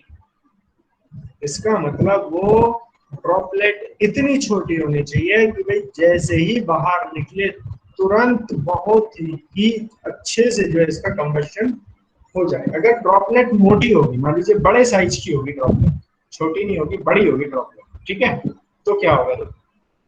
देखो अगर ड्रॉपलेट, अगर मान लीजिए डीजल की ड्रॉपलेट है, तो उसमें जो कंबशन होता है वो ऐसे करके होता है कि भाई सबसे पहले, जैसे हम मान के चलो ऑनियन होती है ना, ऑनियन को लेयर बाय लेयर हम हटाते हैं जब छीलते हैं, तो पहली लेयर हटी, दूसरी लेयर हटी, तीसरी लेयर हटी, वैसे ही कंबशन होता है डीजल की ड्रॉप का। पहले ऊपर वाली लेयर बर्न होगी, फिर दूसरी नीचे वाली लेयर बर्न, फिर तीसरी लेयर बर्न, फिर धीरे धीरे धीरे धीरे धीरे धीरे तब जाके पूरा कंबशन होता है। तो अगर ड्रॉपलेट का साइज जो है थोड़ा बड़ा हो गया, तो फिर ये तो कंबशन में बहुत ज्यादा टाइम लेगी, और इतना टाइम हमारे पास होता नहीं है, तो फ्रैक्शन ऑफ सेकंड में कंबशन होना चाहिए। तो भैया अगर आप फ्रैक्शन ऑफ सेकंड में कंबशन की गुड क्वालिटी रखना चाहते हो, तो mist form of the spray droplets जो है डीजल की होनी ही चाहिए। अगर उससे ज्यादा होगी, means just like as an atom size, इतनी, ठीक है, कोशिश यही रहनी चाहिए। तब क्या होगा, जितनी छोटी ड्रॉपलेट्स होगी उसे उतना ही कम टाइम लगेगा बर्न होने के लिए, फटाफट अपना परफेक्टली कंबशन हो जाएगा। और जितनी कम ड्रॉपलेट होगी उसके चारों तरफ जो ये कंप्रेस्ड एयर है उतनी परफेक्टली डिस्ट्रीब्यूट हो जाएगी, जिससे क्या बहुत ही वेल डिफाइंड वे में कंबशन होगा। क्योंकि कंबशन के लिए एयर का होना बहुत जरूरी है, वहां पे कंप्रेस्ड एयर है, तो ड्रॉपलेट अगर बहुत छोटी है तो परफेक्ट कंबशन होगा। और यहाँ पे आफ्टर द कंबशन, तो ये आप देखो, देख के चलो, जैसे यहाँ पे कंबशन स्टार्ट होना शुरू हुआ, इस वाले पॉइंट पे कंबशन स्टार्ट होना शुरू हुआ, और यहाँ तक पहुंचते पहुंचते जो है ये कंबशन पूरा कंप्लीट हो जाता है। यानी कि ये 360 से और ये 370 डिग्री सेंटीग्रेड, 370 डिग्री रोटेशन जब तक आपका रहेगा, क्योंकि तो यहाँ तक तो कितना हो गया, 360 हो गया यहाँ तक, है ना, ये 360 था यहाँ तक, यहाँ पहुंचने का मतलब यहाँ पहुंच गया 360, यानी कि पूरा एक कंप्लीट टर्न हो गया, आधा ये और आधा ये। तो ये आधा टर्न जो है 180 डिग्री में हो जाता है कंप्लीट, आधा ये और आधा ये, तो एक टर्न यहाँ तक हो गया। अब यहाँ पे 360 से लेकर 360 तो एक लगभग 380 के आसपास, क्योंकि 360 से 380 370 के आसपास, 360 होगा ना, हाँ 360 होगा, 360 होगा ना, यहाँ पे 350 लिखा है ना मैंने, यहाँ ये 360 होगा ऊपर तक, नीचे यहाँ 350 होगा, तो ये लगभग 370 डिग्री रोटेशन तक पूरे का पूरा कंबशन हो जाएगा। ठीक है, तो पिस्टन यहाँ से यहाँ तक पहुंचेगा, तब तक जो है सारा कंबशन हो जाएगा। और जब ड्यूरिंग द कंबशन यहाँ पे जो प्रेशर है वो लगभग 60 बार तक पहुंचता है, और temperature 2100 degree centigrade, 2100 degree centigrade तक टेम्परेचर पहुंचता है। समझ पा रहे हो जरा, बहुत इंपॉर्टेंट चीज है ये चीज, कैसे कंबशन हो रहा है डीजल इंजन में, समझ पा रहे हो चीज? Yes sir. डीजल इंजन में कैसे जो है इनलेट पे हमारी सक्शन स्ट्रोक में सिर्फ एयर गई है, फिल्टर्ड एयर, क्योंकि पेट्रोल में एयर प्लस फ्यूल दोनों का मिक्सचर जाता है। ठीक है,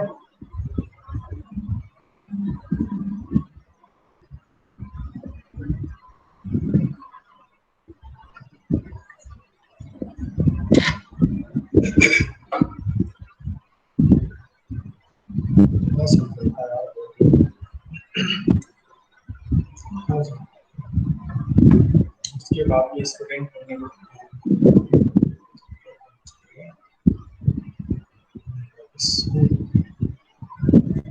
यहाँ पे आया भैया। अब इसके बाद देखो यहाँ पे जरा थोड़ा सा एक सी टेक्निकलिटी है। यहाँ पे क्या हुआ, ये जबकि पेट्रोल इंजन में कितना प्रेशर यहाँ पे जनरेट होगा कंबशन में, तो बताएगा, बड़ी इंपॉर्टेंट चीज है। 60 बार, 40 बार, डीजल इंजन में 60 बार, पेट्रोल इंजन में कितना होता था, 40 बार। 40 बार, और जो कि डीजल इंजन में होता है 60 बार। तो इसको समझ रहे हो, यहाँ पे प्रेशर डेवलप होने का मतलब समझते हो, यहाँ पे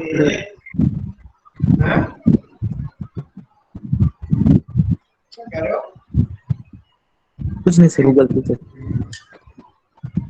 तो यहाँ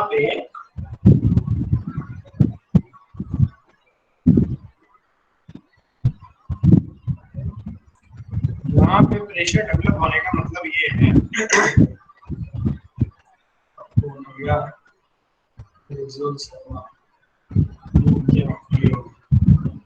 तो अब यहाँ पे प्रेशर ज्यादा डेवलप होने का मतलब देखो, अगर यहाँ पे 40 बार का प्रेशर, जो यहाँ एग्जॉस्ट गैसेस बनी है, बर्न गैसेस जो डेवलप की है ड्यूरिंग द कंबशन, वो प्रेशर डेवलप करती है 40 bar on the upper side of the piston, यानी कि वो 40 बार प्रेशर से जो है पिस्टन को नीचे धक्का देगी, और जितनी तेजी से ये नीचे स्ट्राइक करेगी, इसे नीचे से पुश करेगा जितनी फोर्स के साथ, उतनी ही पावर से जो है पिस्टन नीचे आएगा, और उतनी पावर से ये जो है रोटेट करेगी क्रैंकशाफ्ट, यानी कि उतनी ही ज्यादा एक्सेस में पावर हमें मिल जाएगी क्रैंकशाफ्ट पे, और वो एक्सेस पावर जो है कहाँ चली जाएगी, स्टोर हो जाएगी फ्लाईव्हील में स्टोर हो जाएगी।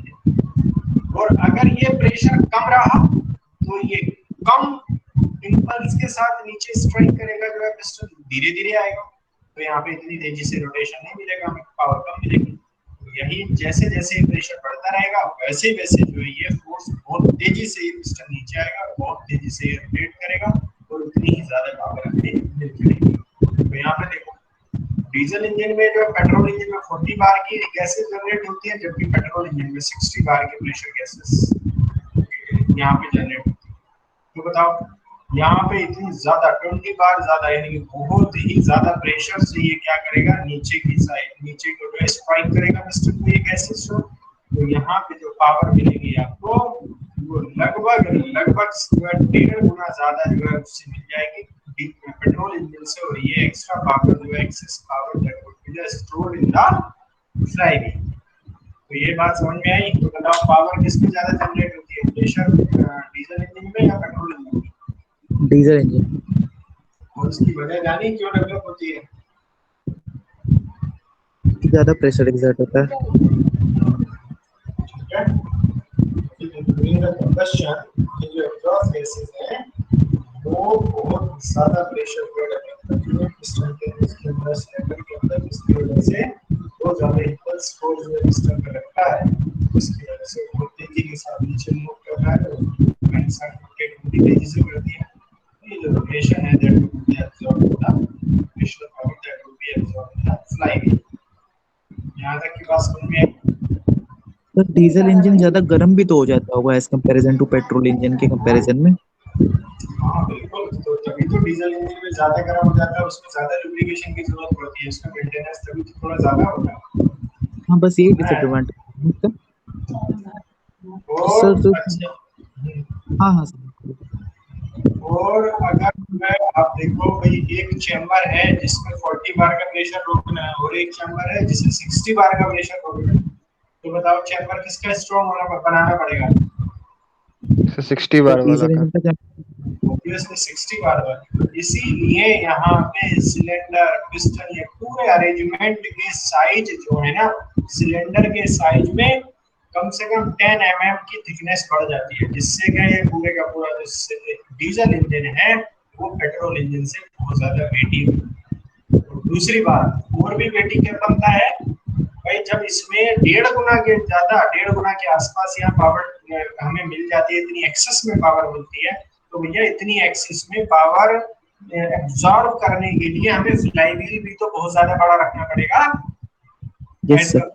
As compare to the petrol engine. और फ्लाईव्हील तो एक बहुत ही वेटी अरेंजमेंट है, तो इसलिए एक तो इसके पूरे सिस्टम का इस प्रेशर को रोकने के लिए इस पूरे सिस्टम को स्ट्रॉन्ग बनाया जाता है, तो सारे मटेरियल्स की थिकनेस को बढ़ाना पड़ता है। और दूसरा इसमें फ्लाईव्हील भी बड़ा लगाना पड़ता है। इसलिए आप देखते हो कि डीजल इंजन हमेशा जो है पेट्रोल इंजन से ज्यादा वेटी होता है, ज्यादा भारी होता है। इसमें भारी होने की वजह सिर्फ यही है, इसमें ज्यादा प्रेशर डेवलप होता है, तो ज्यादा प्रेशर डेवलप होता है इसलिए इसमें ज्यादा पावर भी मिलती है, लेकिन बस ये क्या होता है थोड़ा वेटी होता है और कंसेप्ट। ठीक है, बस नहीं यही। सर डीजल इंजन का जो मटेरियल से बनाते हैं सर वो अलग होता है पेट्रोल इंजन के, क्योंकि डीजल इंजन में तो वो मटेरियल यूज करना चाहेंगे जो ज्यादा हीट कंडक्ट ना करे, जिससे गर्म नहीं होगा ज्यादा। नहीं हो तो देखो टेम्परेचर तो अप्रोक्सीमेटली दोनों का आसपास ही होता है, उसमें 2000 इसमें 2500 2100 के आसपास ही होता है, कि टेम्परेचर तो आसपास ही जनरेट होते हैं दोनों के कंबशन में, लेकिन डिफरेंस होता है प्रेशर में। इनमें डिफरेंस होता है वो प्रेशर का होता है। तो इसलिए जो है टेम्परेचर में बस हम मटेरियल तो वही यूज करते हैं, लेकिन बस ये थी कि भाई जहाँ मान के चलो अगर आउटर बॉडी अगर आप उसकी आयरन भी बना रहे हो, अगर पेट्रोल में वो जो थिकनेस है अगर आप 5 mm ले रहे हो तो डीजल में आपको 10 mm लेनी पड़ेगी। ठीक है, तो ओके सर। थिकनेस बढ़ाओगे उसकी स्ट्रेंथ बढ़ती चली जाएगी। तो रखते वही है, लेकिन उसका साइज जो है ना उसकी थिकनेस जो है उसे बढ़ा देते हैं, अप्रोक्सीमेटली 1.5 गुना 2 गुना हो जाती है, जिससे उसका जो वेट है वो जो है थोड़ा क्या अच्छा खासा बढ़ जाता है। ठीक है, ओके सर। तो फिर भैया आप जरा यहाँ पे देखो एक चीज और है इसमें, ये हम पुराने उससे जानते हैं वॉल्स लॉ के हिसाब टाइम से कि भैया प्रेशर और वॉल्यूम एक दूसरे में ये relation, pressure inversely proportional to the volume. अगर आप वॉल्यूम बढ़ाओगे तो प्रेशर घटेगा, है ना, वॉल्यूम बढ़ाओगे यस तो सर। प्रेशर वॉल्यूम बढ़ाओगे तो प्रेशर घटेगा और वॉल्यूम घटाओगे तो प्रेशर बढ़ जाएगा। जानते हो ना इस बात को? यही तो हो रहा था यहाँ पे। यस हम क्या सर। कर रहे थे, वॉल्यूम बढ़ाते थे तो प्रेशर भी बढ़ता था, टेम्परेचर भी बढ़ता था। अब लेकिन आप देखो यहाँ पे, जब यहाँ पे आपने कंबशन स्टार्ट किया, यहाँ पे एंड हो गया, तो बर्न्ड गैसेस जैसे जैसे बर्न होता रहेगा, कंबशन होता रहेगा, वैसे वैसे प्रेशर बढ़ेगा बर्न होने पे, है ना? बढ़ेगा नहीं यस सर। बढ़ेगा? अब जब बढ़ेगा वैसे वैसे हम क्या कर रहे हैं भाई, जब हमने यहाँ पे ये डेवलप किया था सेल्फ, हाँ यहाँ पे ये ध्यान देना है आपको कि जो डीजल है वो सेल्फ इग्नाइट होता है, कुछ इसे बर्न नहीं करना पड़ता, क्योंकि यहाँ पे जो है टेम्परेचर लगभग लगभग पहुंच जाता है 350 डिग्री सेंटीग्रेड के आसपास, जबकि डीजल का ऑटो इग्निशन टेम्परेचर होता है 210 डिग्री सेंटीग्रेड के आसपास। तो जैसे ही यहाँ पे फ्यूल को इंजेक्ट किया जाता है तो डीजल आते ही यहाँ पे ब्लास्ट करना शुरू कर देता है तुरंत, और वो कंप्लीटली ब्लास्ट यहाँ तक हो जाता है, मतलब उसमें जो है कंप्लीटली कंबशन यहाँ तक हो जाता है। तो अब इस बीच में आप देख रहे हो जैसे जैसे प्रेशर बढ़ेगा वैसे वैसे आप देख रहे हो कि जब आपने डीजल एंटर किया था तो इतना वॉल्यूम सिर्फ क्लियरेंस वॉल्यूम, लेकिन अब आपने इतना वॉल्यूम और बढ़ गया नीचे जाते जाते। तो जैसे जैसे प्रेशर बढ़ेगा ड्यूरिंग कंबशन वैसे वैसे वॉल्यूम भी बढ़ रहा है। देख रहे हो यहाँ पे भाई, अब यहाँ पे इतना इतना वॉल्यूम हो गया यहाँ तक, पहले इतना था जब आपने एंटर करवाया था डीजल। तो जैसे जैसे प्रेशर बढ़ेगा, प्रेशर क्यों बढ़ेगा? क्योंकि कंबशन हो रहा है, पूरा कंप्लीट यहाँ तक हो रहा है, तो कंबशन होने में थोड़ा बहुत फ्रैक्शन ऑफ सेकंड तो लगेगा ही, तो उतनी देर में प्रेशर बढ़ता रहेगा लगातार। और तो फिर हमने क्या कर रखा है कि भैया ये पिस्टन भी तो धीरे धीरे बढ़ ही रहा है नीचे की तरफ, तो पिस्टन भी नीचे आ रहा है, Yes, sir. तो ये क्या हो गया, वॉल्यूम भी बढ़ रहा है। तो हम कहते हैं कि भाई अगर प्रेशर लगातार बढ़ रहा है और धीरे धीरे वॉल्यूम भी बढ़ रहा है, तो इसका मतलब ये हो गया कि भैया जैसे जैसे प्रेशर बढ़ा हमने वॉल्यूम बढ़ा दिया, तो इसका मतलब ऐसा लगेगा, ऐसा फील होगा कि भैया प्रेशर जो है कांस्टेंट सा ही नजर आएगा थोड़ी देर में। समझ पा रहे हो भाई? आप क्या करते हैं कि प्रेशर जैसे बढ़ा उतना ही आपने वॉल्यूम बढ़ा दिया, तो क्या हो गया, प्रेशर कांस्टेंट सा हो गया। फिर जैसे बढ़ा उतना आपने आगे वॉल्यूम बढ़ा दिया, तो फिर आपका प्रेशर कांस्टेंट हो गया। नहीं समझ में बात आई? यस सर, आगे। भाई अगर आप वॉल्यूम उतना ही रखते तो प्रेशर बढ़ता चला जाता, लेकिन जैसे ही प्रेशर बढ़ा आपने वॉल्यूम भी बढ़ा दिया, तो क्या हो गया, उससे प्रेशर जो है उतने का उतना ही मेंटेन, अप्रोक्सीमेटली उतना ही मेंटेन रहा। समझ पा रहे हो मेरी बात को? Yes sir. Yes sir.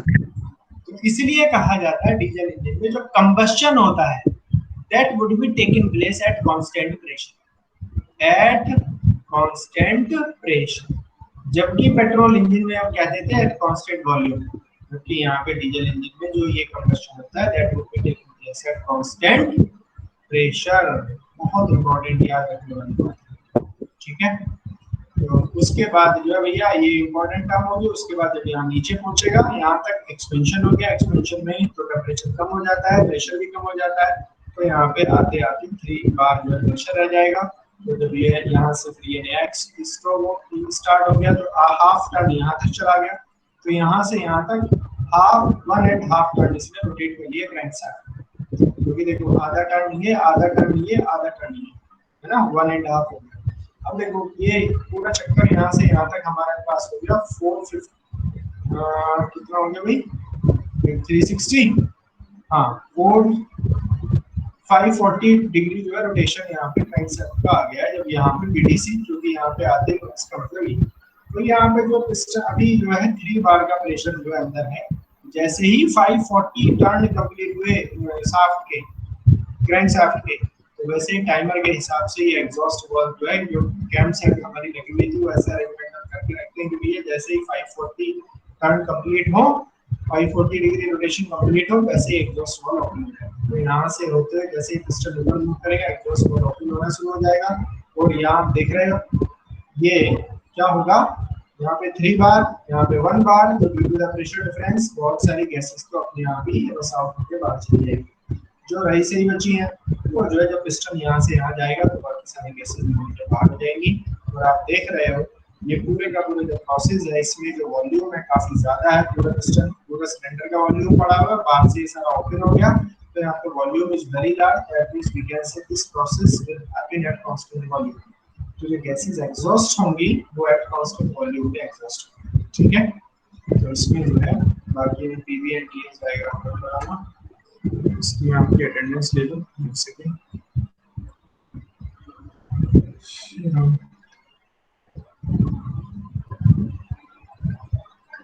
उसके बाद जो थोड़ी सुस्ती आ जाती है, उसके बाद में स्टूडेंट पढ़ना पसंद नहीं करते, तो मैं जो है सुस्ती पढ़ा रहा हूँ स्टूडेंट जो है, मैं लगातार बोल रहा हूँ उसमें और स्टूडेंट जो है अपना सुन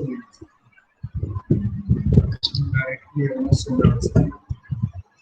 चलो भैया ठीक है, now we can leave your class, ठीक है। Thank you sir.